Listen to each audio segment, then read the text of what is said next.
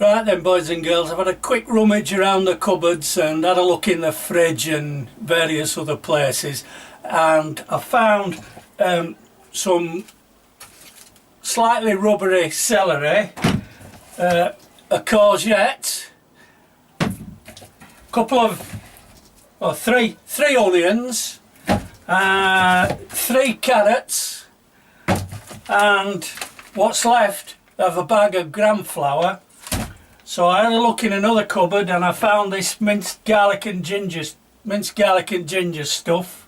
There's some minced garlic, there's a bag of green lentils and some extra special Yorkshire curry mix, and I thought, well, what can I do with that?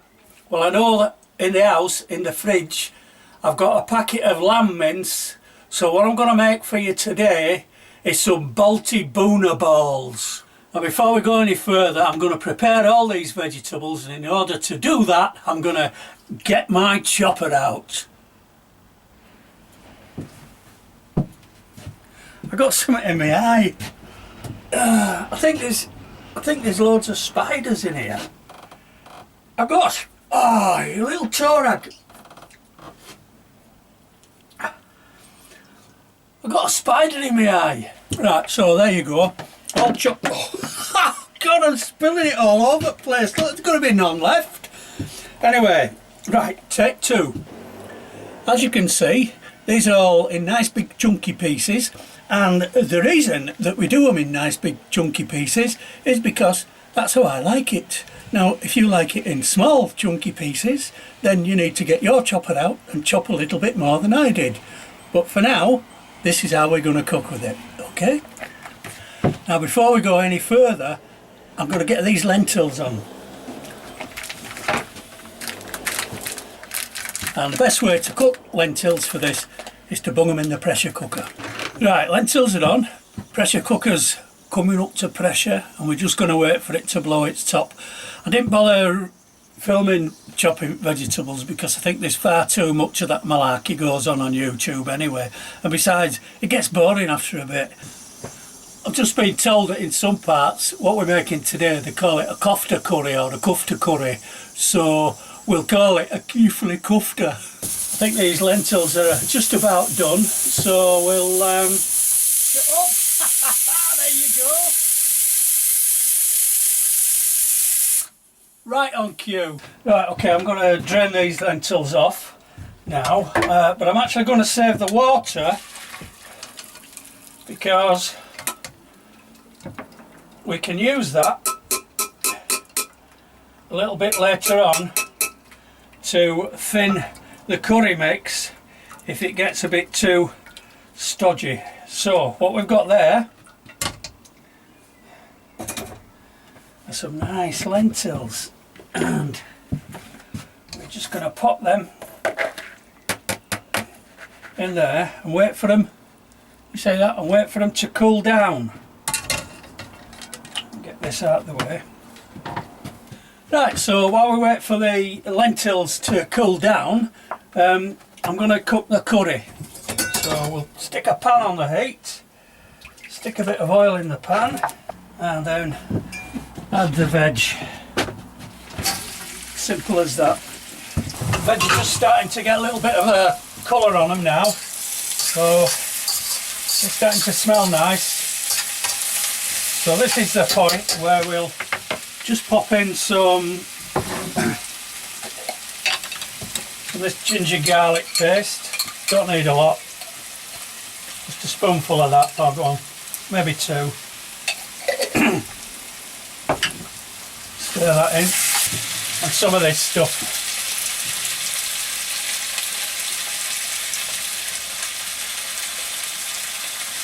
That's it. Got to be careful not to burn them though, otherwise it can taste bitter. And then can of chopped tomatoes.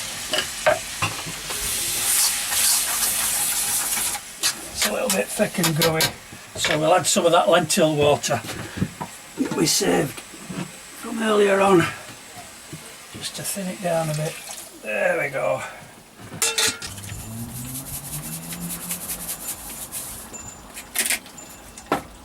some salt, and then, because these are really old carrots and they're like pieces of wood, same with the celery, it's like a bit of old string. What I'm going to do is bung it all in the pressure cooker. I'm going to try pouring it in, but knowing my luck today, it'll probably go all over the place, so I've got a ladle and we'll just ladle it in there. The thing is, if you make a batch of this stuff up, you can actually freeze it and use it whenever you need it. Whenever you fancy knocking up a curry, have some of that. There we go. Lid on. Gas on.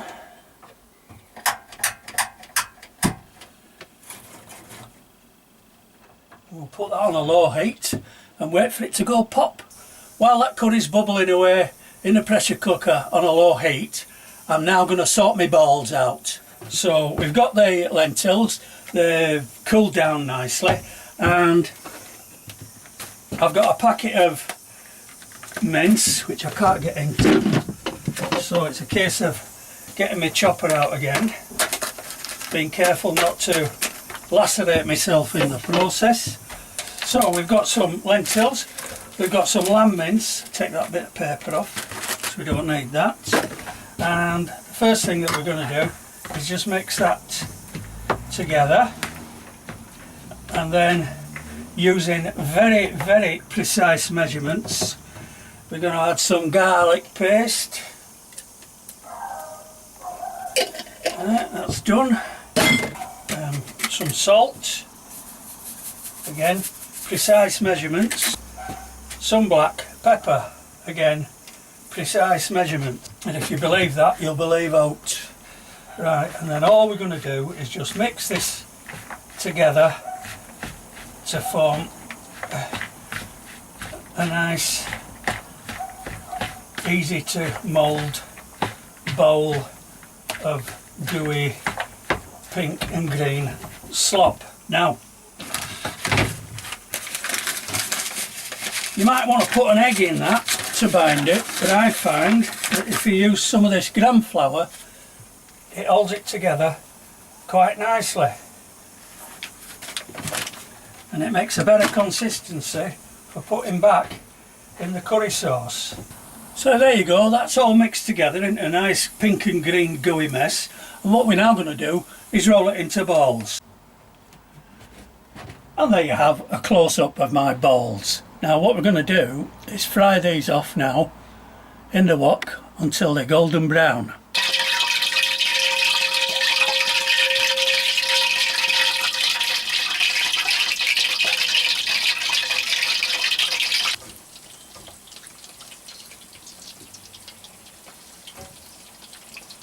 You need to resist the temptation to push them around as well, because they'll all break up and then you'll be left with a pan full of greasy filth.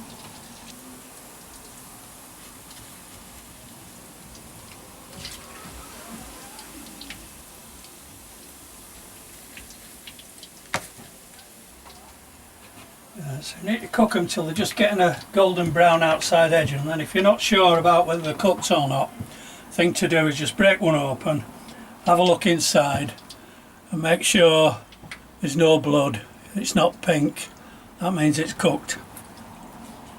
Oh, really nice. Oh, I didn't think I was going to like them, but they're really nice. Right, so we put some of the curry back in the pan, and now we're going to pop the balls in, about half a dozen each, I think. 6.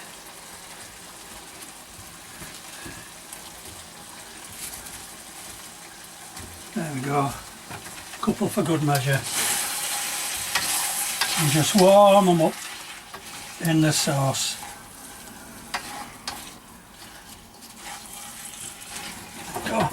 Because we've put that gram flour in, they're not breaking up as we stir them round, so they're still retaining their shape. So there you have it, folks. A Keefli Kufta.